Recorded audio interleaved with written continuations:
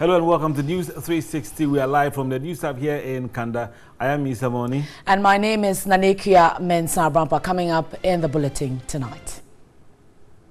News 360 headlines is brought to you by Deluxe Paint, Heaven Black Mosquito Coil and Spray, Calipo, and Nido Fortigrow. Your love, their future. Right, so in the headlines, students across training colleges begin packing home after government announced a shutdown owing to strike by teachers. Residents of Oku in the Central District of the Ashanti region vowed to boycott all political activities in the run-up to the 2020 elections if their roads are not fixed. Also, shortage of premix fuel hits Agodeke in the Kwewu Afram Plains North District of the Eastern region. And as Ghana joins the rest of the world to mark World AIDS Day, we tell you about strategies some men have adopted in purchasing condoms. And later on the foreign front, riots, police and protesters clash in central Paris during a third weekend of Yellow Vest rallies sparked by rising fuel prices.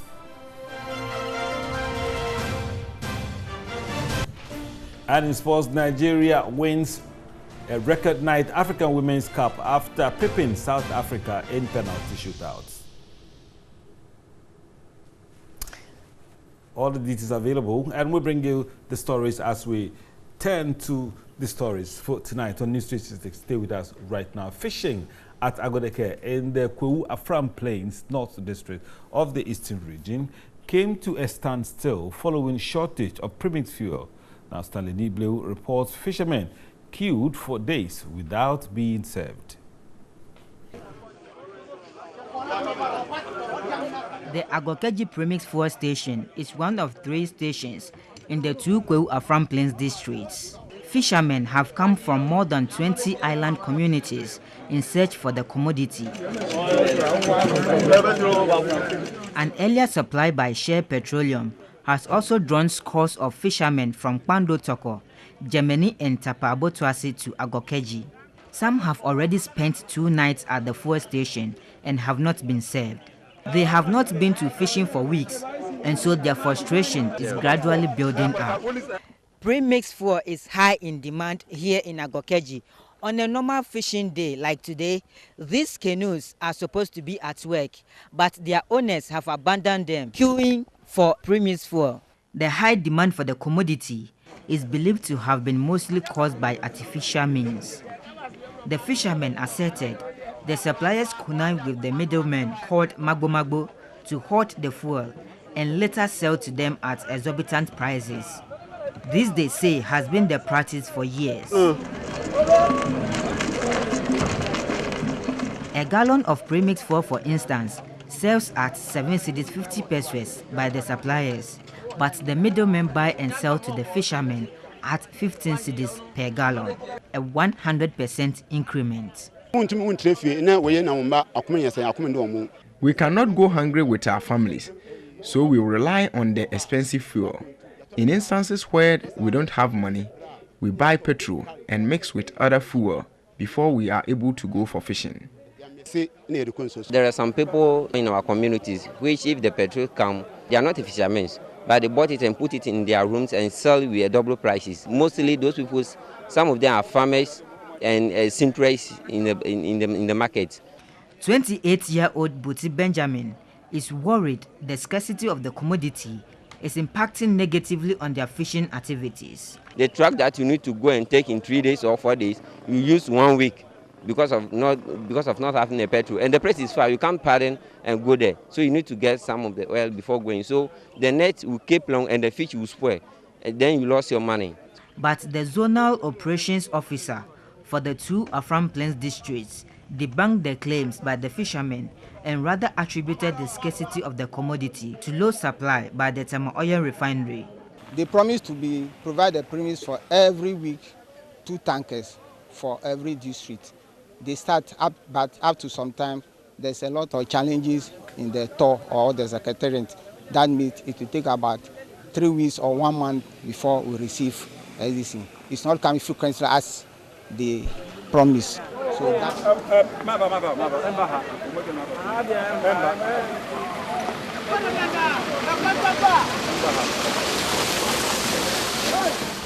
At Dambai in the Karachi East District, the situation is no different. Here, canoes working as water taxis do not regularly work because supply of fuel is also not regular. Petrol remains an alternative, but not all canoe owners can afford. The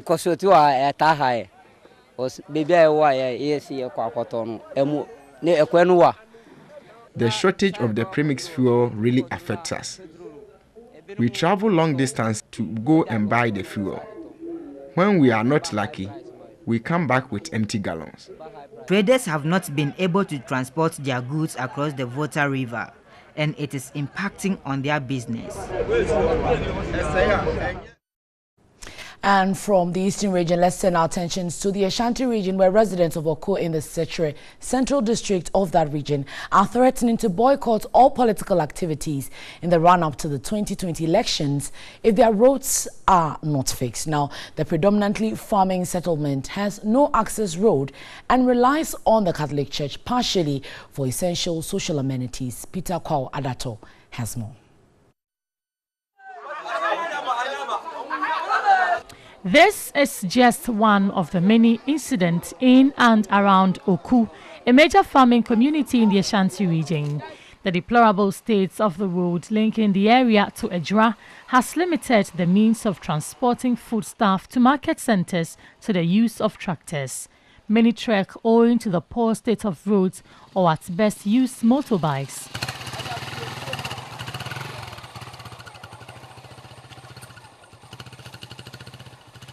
It was a Tuesday afternoon. TV3's Peter Adato was about leaving the community after a 2-day study tour.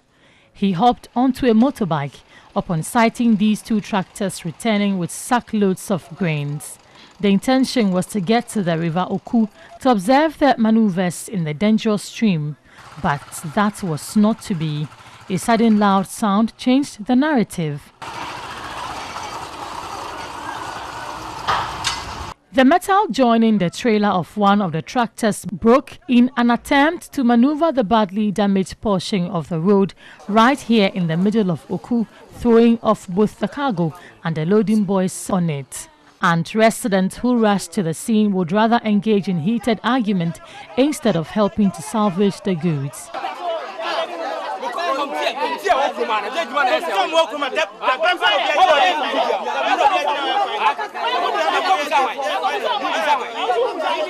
Others were outraged with anger over the abject neglect of the road.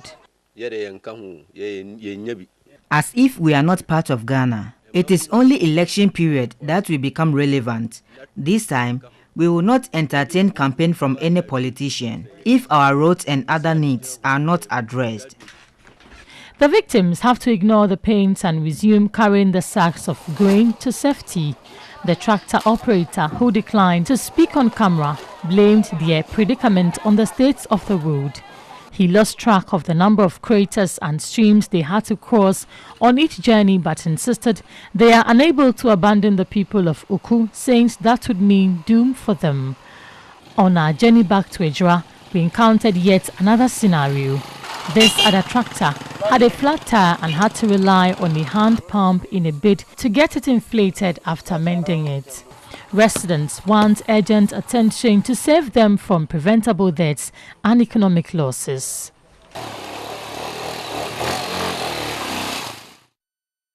Now, students in public colleges of education are disappointed in the government for failing to reach an agreement for their striking teachers to return to the classroom.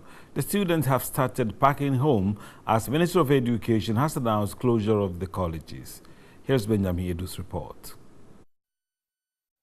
Tutors at the various colleges of education have been on strike since the beginning of November, demanding payment of their market premium as well as book and research allowances.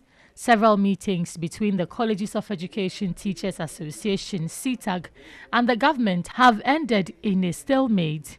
After more than 21 days of no academic activities, the National College for Tertiary Education, in consultation with the Ministry of Education on Friday, directed all 46 colleges of education be shut.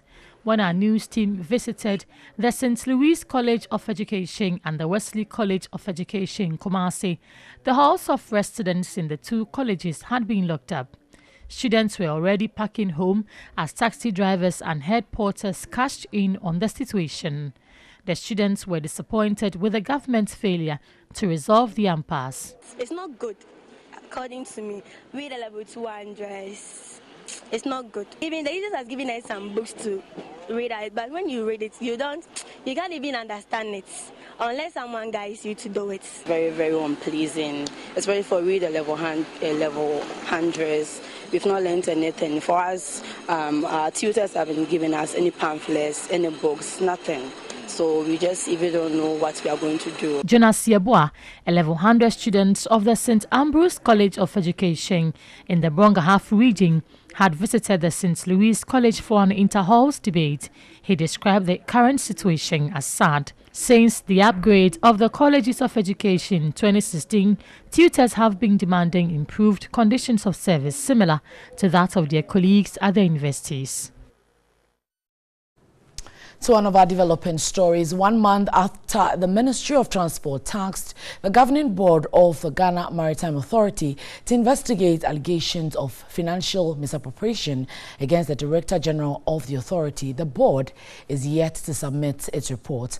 An instruction to the board on October 29 failed to give them terms of reference and timelines within which the board must submit its report. Fiercely dismissing all allegations made against him in a leaked document from his own office. The board has approved that provided management see that the cost of acquiring food services from that institution is a value for money, they are allowed to do that. The leaks, coupled with a response from the Maritime Authority board, sparked outrage from the public. They are out there talking rubbish. One by one, the Director General of the Maritime Authority shut down what he described as wicked lies against his person. We will not yield to people who want to extort. I will not yield. The Transport Ministry, obviously worried about the public uproar, quickly issued a statement for the board to investigate its Director General without a timeline and terms of reference. The same board that gave approval for the issues he is alleged to have been indulged in. Mind-boggling also was the press conference the Director General organized to dispel the allegations, a presser that had the board chairman in attendance. A month on, it isn't clear when the report will be presented to the minister and made available to the public. The transport minister recently at a public event will not answer questions on the investigations, but hinted the report will definitely be presented by the board. Sources within the board say investigations are still ongoing. But once in a while, order, you have to roll your sleeves and tell people order.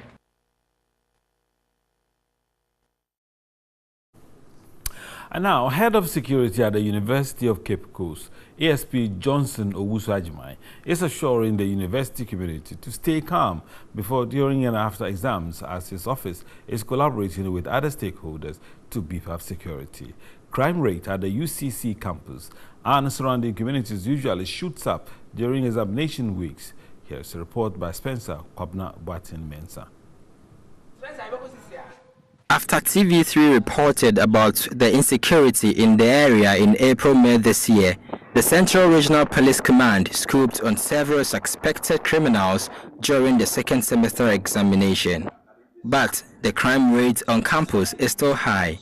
The police say petty stealings are amongst some of the most perpetuated crimes on campus. The head of security at the University of Cape Coast, ACP retired Johnson Owusu-Agyeman, is however assuring the situation will be controlled this semester as exams begin. Of late, most taxi drivers were taking advantage to rob students.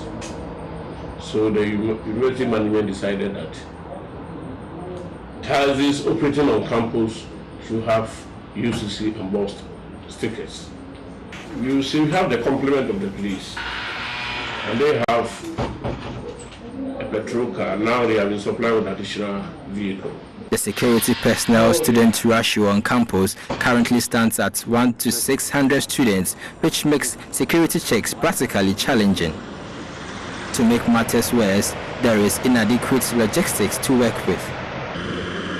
Irrespective of these, after holding a campus security meeting, ACP retired Johnson is optimistic the university community shall be made conducive for exams. They don't sleep. That is, we can't say that we don't have sufficient men, for that matter, we will not work. We are working assiduously, yes, so that at the end of the day, students can learn and pass the exams. He indicated that the Central Regional Police Command would put personnel on the ground for night patrols, an activity he says is already underway. Already, tight security arrangements have been put in place to check vehicles that ply the university to ensure the safety of the university community.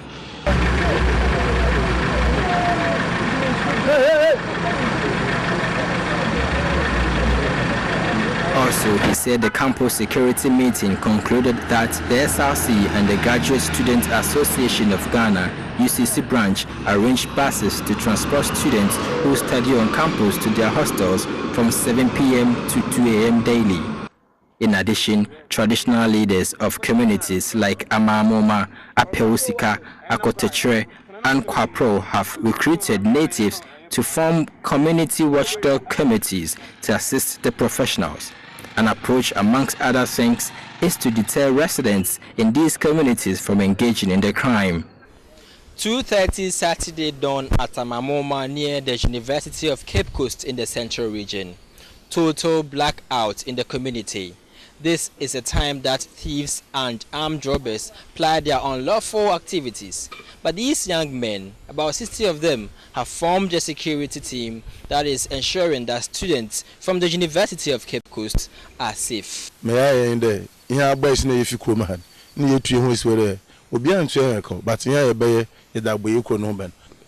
for crossover and I came late.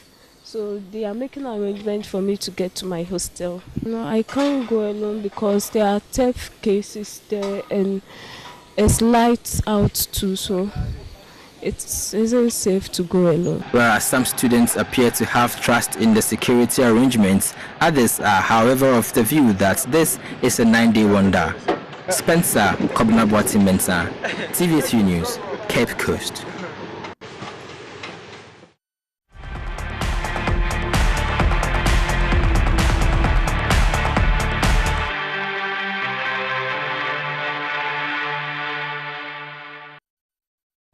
Alright, so you're still watching News 360. Remember, we're streaming live on DSTV channel 279. And this particular topic is quite interesting. I don't know why some men fear entering the pharmacy to buy condoms. Do you have answers?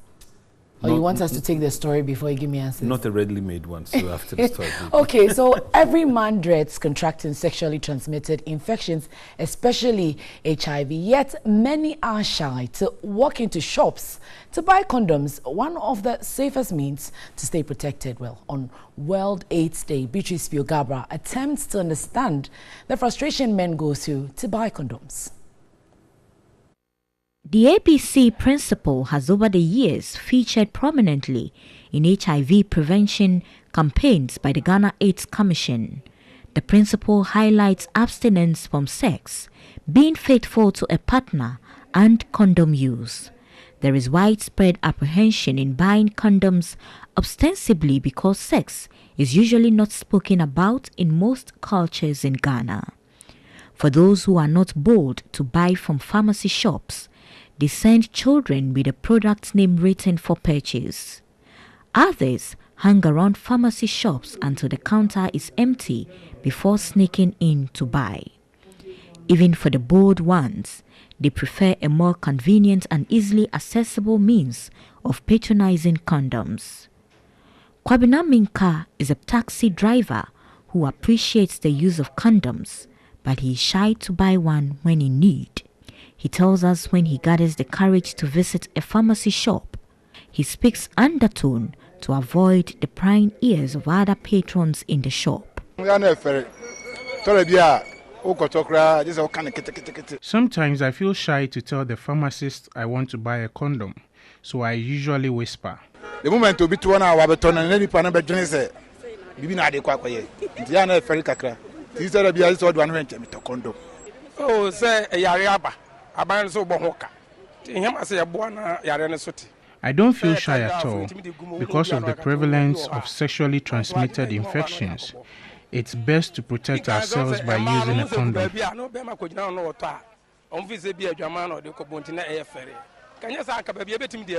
Kenneth Konedu is a pharmacist who admits some men shy away from buying condoms. I would say condoms should be readily available, even at the bus terminals. Before you want to pick a bus, embark or even disembark, there should be a provision whereby you can easily reach out for a condom. Ashanti region is leading in HIV with a 3.2 prevalence rate. Currently, there are calls for the Ghana AIDS Commission and other stakeholders to devise a more purchase-friendly approach in the sale of condoms. Technical coordinator at the Commission, Olivia Graham, attributed the problem partly to cultural inhibitions. For some people, and especially the youth, they find it very difficult going to these places to buy condoms because they feel people will tag them as being bad or something. So they don't like going to the pharmacy shops to buy condoms. The Commission has, however, piloted a condom vending machine, which should be rolled out nationwide. But until the vending machine's service is successfully rolled out and condoms sold at more untraditional outlets, do not be shy to buy your condom to help in HIV prevention. Isa, and I realize the condoms have interesting names, but let me rephrase my question. What strategy would you use to buy a condom in a pharmacy? Well, I think a condom is not for fetching water, is it?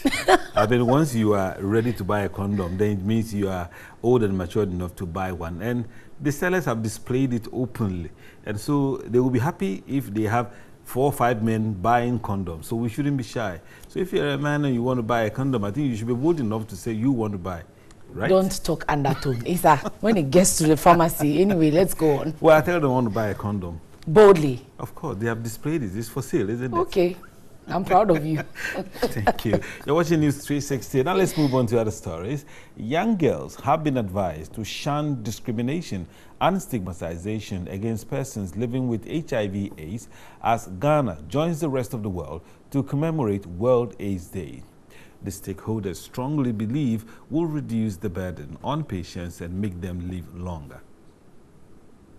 Report on HIV prevalence indicates that as many as 160,000 women and girls in Ghana are living with the virus. Young women aged 15 to 24 accounted for 25% of new HIV infections among adults and are at high risk of infection, despite accounting for just 11% of the adult population. At the Wildaf and Canadian Crossroads International Girls Empowerment Program, young girls were educated on how to accommodate people living with HIV/AIDS. You should have them as your friend because touching, hugging, and being friends with such people will not let you get the disease, but they need more love. So girls out there, show them love. Since its inception, the program has provided a safe space for its members to have the guidance of mentors, role models, friends and counselors to help combat the challenges of daily life. Communications coordinator Syria Nalo advised young girls to stand for their rights and be agents of change in society. There was fundraising art exhibition which showcased the creativity of the young girls, after which they solicited for support for future engagement. The program also marks 16 days of activism against gender-based violence.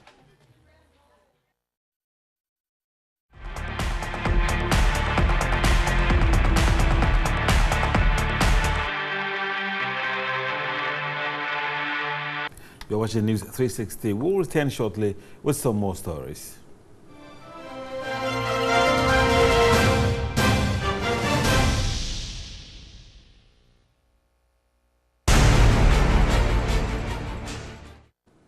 Thanks for staying with us. This is News 360. Time now for Mission. And Mission is supported by Star Ghana with funding from Danida, UK Aid and the European Union. Now, a nuclear family of 7 in a community in the Shai Osudoku district is gradually going into extinction due to the contraction of human immunodeficiency virus, which is HIV. Now, constant stigma is another situation the surviving families or family members are striving to deal with. Persons living with HIV and AIDS are often stigmatized and rejected by families. This treatment has subjected most persons living with the syndrome to become socially maladjusted. That is the case of a family of 7 residing in a community in the Shai Osudoku district. I embarked on a 2-hour journey covering about 35 kilometers to visit this family.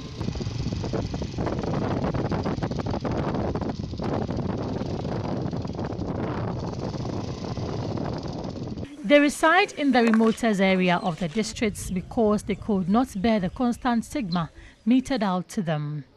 Unfortunately, 4 of the family members, their father and 3 children, could not contain the disease, and so they died.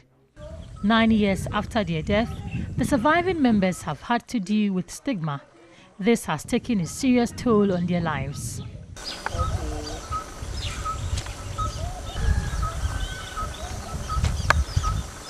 The 2 siblings, Araba and Jennifer, for instance, have been able to stand the storm after they were introduced to antiretroviral medicine by an orphanage that adopted them after the demise of the 4 family members.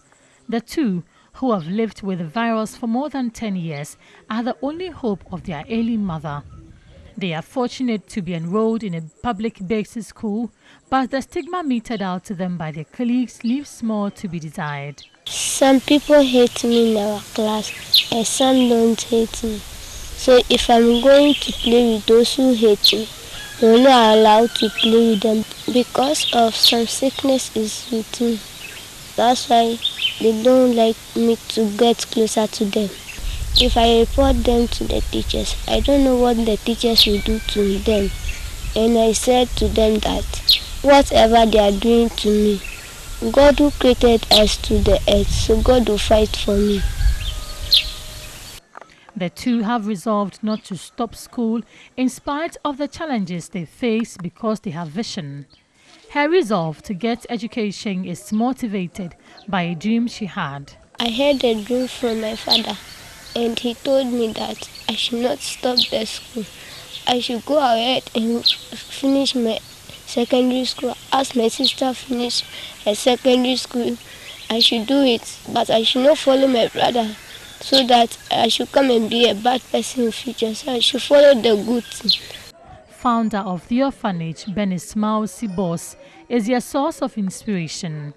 I also give them the word of God to let them know that what God wants them to become, that's the only thing they will become, no matter the condition or the situation they find themselves in. Their mother, Augustina Wuntumi, as I prefer to call her, could not tell how she contracted the disease. Her family and society have rejected her. She is starving because she has no job. She was once a trader but lost all her capital after the community stigma for her and her children intensified as no one was ready to buy from her. I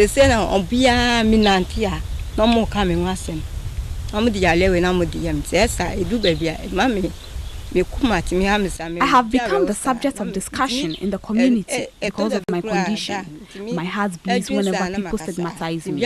I wish I could take my life so everything will end. She can neither afford health care.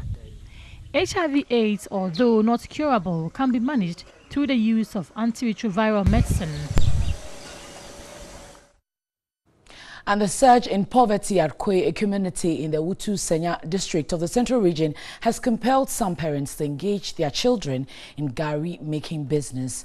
Other children's woes are compounded by the non-existence of a school in the community. It's a sunny afternoon in the community of Kwe. Some residents are enjoying the afternoon breeze after an early morning's field work. Few women are, however, home processing gari. Most residents' livelihood is dependent on gari processing. This is usually done after farmers do not find buyers for their cassava. The Kwe community is located about 10 kilometers from Odotom and has no educational facility. Only the strong are able to defy their problems to trek to school in nearby communities. For this family, their survival is solely dependent on the gari business. Fatih Mahmoud, a kindergarten 2 pupil, is the 5th of 6 children. She is 6 years old, but her mother has already introduced her to gari processing, and so she does not regularly go to school. Fatih has quickly grasped the gari making process, and so she has become acquainted with the smoke. Nothing will deter her from abandoning what she knows how to do best, as this is what sustains them.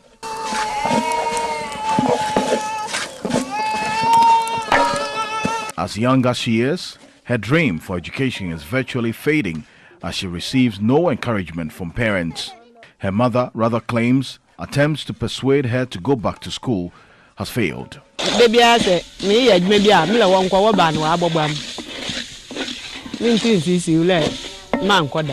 I always encourage my children to go to school, but I request them to help me after school. I cannot deny them education. She said prices of commodities has dropped, so getting enough money to meet the educational needs of her children has been difficult. Healthcare is not sought for after the daily encounter with heavy smoke. The future of little Fatih hangs in the balance, with her future education plans unclear. Alright, so that will do for Mission tonight. Mission is brought to you or supported by Star Ghana with funding from Danida UK Aid and the European Union.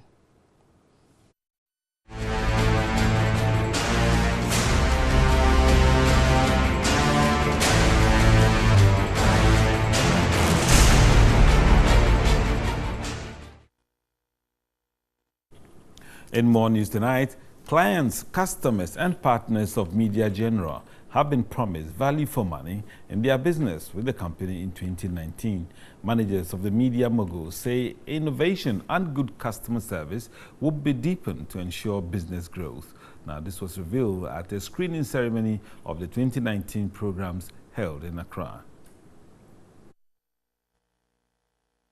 After being taken over by a Ghanaian company, Media General Ghana Limited in 2011, TV3 and its sister stations have stood out as the preferred media outlets in the country. This is evident in the recent Geopol media ratings, where TV3 came tops as the most watched station in 2018, with Connect FM emerging as the radio station with a wide listenership in the Western region. With these feats achieved, Media General gathered customers and corporate Ghana at a screening ceremony to present to them its compelling content and packages for 2019. The night also afforded the opportunity for Media General to celebrate the long-lasting relationship with its customers and to create new ones. We acknowledge the fact that we need one another to grow our respective businesses. We also acknowledge the reality that the dynamics of media consumption all over the world is changing at a very fast rate. And so we are leveraging on new media more than ever before in our bouquet of products for the year 2019. We know that we will succeed and we can help our clients to succeed only if we are able to innovate and adapt to changing circumstances.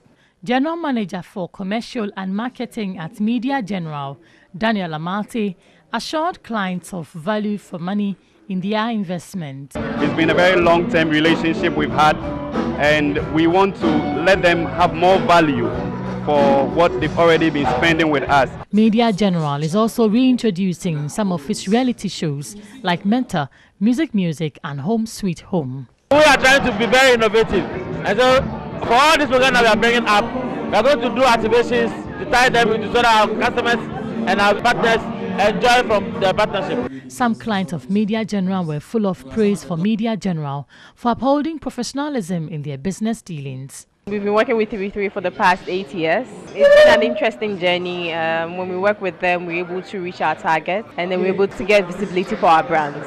We believe we share a lot of values in common. Quality, good customer service, good delivery.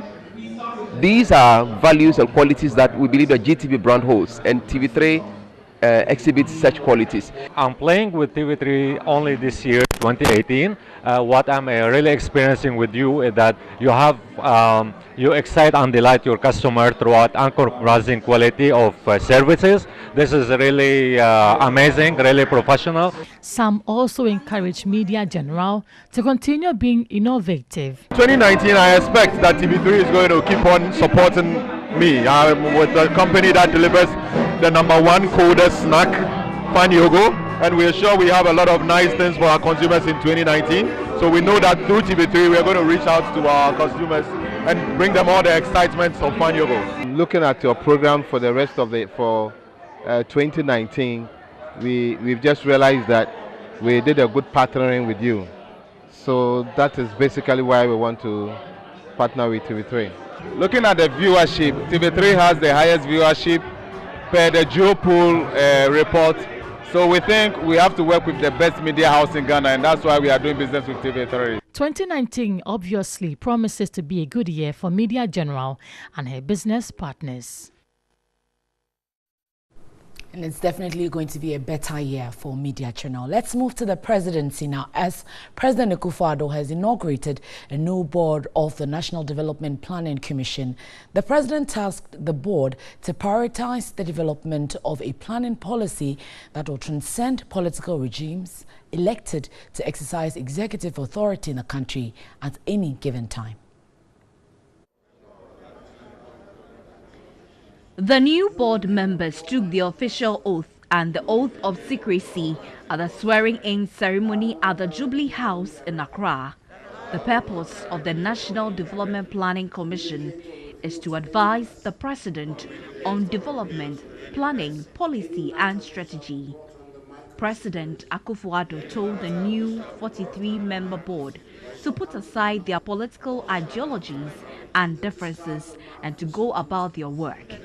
If indeed the work you're to do, which is to advise the President on the planning, development of our country, is to be successful, it means that you have to take into account this possibility that different parties with different manifestos, different understandings, different commitments will occupy the executive authority of the state at one stage or another.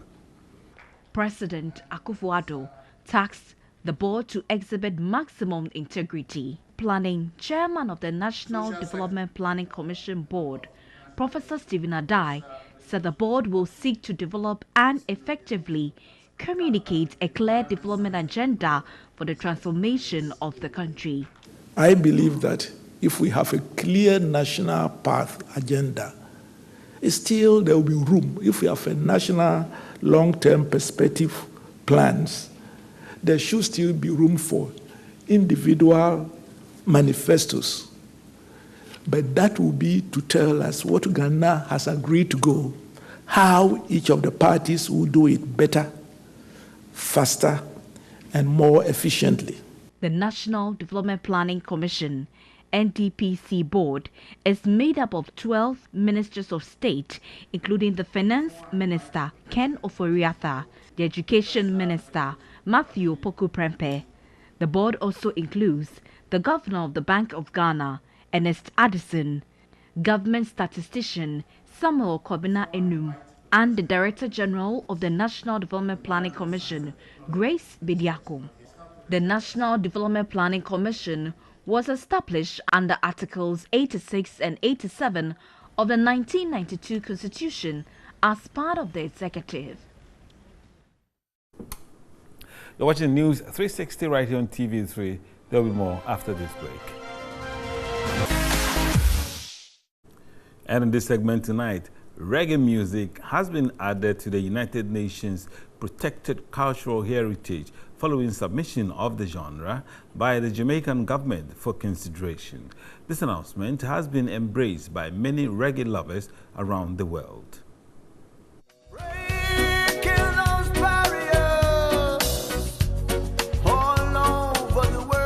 Of all the various music genres, reggae music is one genre rooted in rebellion and activism. Though Jamaica is noted as a birth home for reggae, the genre is loved by many throughout the world. The genre has produced great musicians like Bob Marley, Lucky Dube, Eric Donaldson, Peter Tosh, Burning Spear and Jimmy Cliff.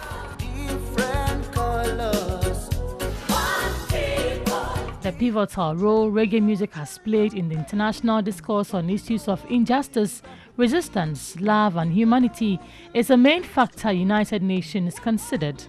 The aim of including items on the Intangible Cultural Heritage List, like its counterparts the World Heritage List, is to improve the protection afforded to the listed cultural activities and boost awareness of their significance. With it.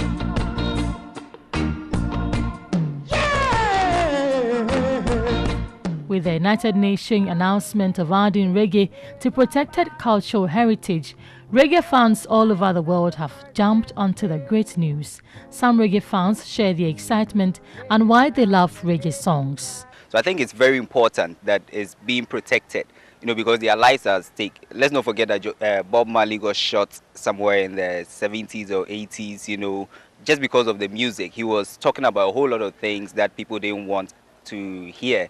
I like reggae because the lyrics are conscious, as a whole lot of people say, and then yes, it makes sense. Reggae music preach more than churches that make a whole lot of noise around. We love reggae music and we want the government to protect it because it brings out good consciousness. Back in the days, we just sing music, only reggae. We have nothing to do. So when you hear the reggae music, it's advice and give you some encouragement, like a message from God, but it's a nature. Protect reggae because we came to realize that people were killing most of our reggae artists, our prophet, like for saying Bob Marley, Lucky Dube, Peter Tosh. People were killing them and nobody would do anything. So we give a very good welcome to this protection of our UN.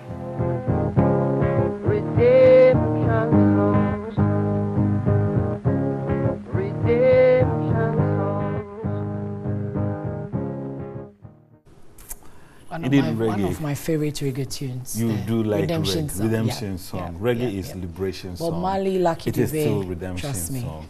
Yeah, and that reminds me of Rocky Dawuni, our own Rocky Dawuni. He also sings a lot of good reggae. Right, so that's our wrap up on the bulletin tonight. Remember, there's more news on 3news.com. Again, news at 10 with Grace Hamwa Asari. My name is Nanikia Mensah Brampa. And mine is Issa Morning. Thanks for watching. Keep watching TV3.